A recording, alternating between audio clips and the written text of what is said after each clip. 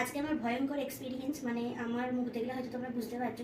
কিছুক্ষণ আগে তো আরও অবস্থা খারাপ হয়ে গিয়েছিল। সেটা হচ্ছে এটা আমার এয়ার ব্রাশের মেশিন। তো এয়ার ব্রাশের মেশিনটা ওপর থেকে পড়ে গিয়ে, মানে অসাবধানতাই আর কি আমার মডেলের হাত লেগে পড়ে গিয়ে, তো সেই জায়গা থেকে এই পিনটা, যে পিনটা দিয়ে আর কি চার্জ ওঠে, ওই পিনটা পুরো ভেঙে চলে গেছে। দেখো, আশা করি বুঝতে পারছো, এই যে পুরো ভেঙে চলে গেছে। আর কোনো চার্জারে চার্জ নিচ্ছিল না। বাড়িতে আমি দুটো চার্জারই আমি ট্রাই করেছি, চার্জ নিচ্ছিল না। তো যাই হোক, আমি মানে সঙ্গে সঙ্গে দোকানে দেখাতে, তারা বলেছিল সন্ধ্যাবেলা হবে। তো তারপরে অ্যাট লাস্ট ভগবানের কৃপায় ঠিক হয়েছে, যেটা আমি ভালো লাগছে।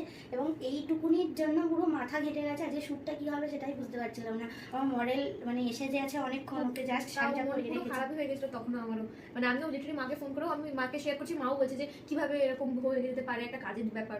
আর মানে আমারটাই ঠিক থাকে না, আমার মানে পুরো চোখ দিয়ে জল বেরিয়ে গেছে, এত কষ্ট হচ্ছে ভেতরে বলার মতো না। যে মানে মানে মেকআপের কিছু বলেন, আমার মানে একটা আলাদা রকমের কষ্ট হয় যে কি। আর এটা কোনো ব্যাপার ফাউন্ডেশন পরে ভেঙে যাও, ওটাও একটা ব্যাপার। আর সত্যি কথা, মানে এরকম মেশিন, মানে এটা আমি মানে 2-3 বার মতো ইউজ করেছি, বেশি ইউজও করিনি। মানে আমার এখনো বলছি, এখনো কষ্ট হচ্ছে যে মানে এই মেশিনটা যদি না চালাতে পারতাম যে কি হতো, মানে ভাবলে আমার কষ্ট হচ্ছে, এত কষ্ট হচ্ছে। তো যাই হোক, অ্যাট লাস্ট মানে ঠিকঠাক হয়েছে। এবার শ্যুটটা শুরু করা যাক।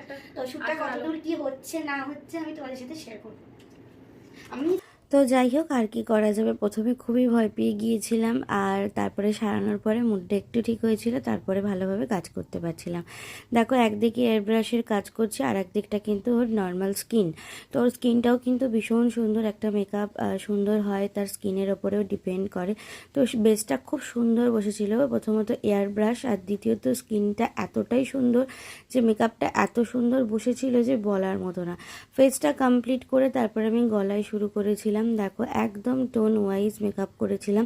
আর এখানে কিন্তু আমি এয়ার ব্রাশের কোনো ফাউন্ডেশন ইউজ করিনি। এখানে আমি রিকর্ড, হুডা বিউটি দুটো মিক্স করে, তার সাথে একটুখানি সফারেলের এক্সট্রা ব্লেন্ড ফাউন্ডেশন মিক্স করে দেন আমি কাজটা করেছিলাম। তো আশা করি তোমরা হয়তো বুঝতে পারবে কিনা আমি জানি না, কিন্তু এয়ার ব্রাশের সবসময় যে এয়ার ব্রাশের ফিনিশিংয়ের তোমার ফাউন্ডেশন দিয়ে এয়ার ব্রাশের মেকআপ সুন্দর হয় তা কিন্তু নয়।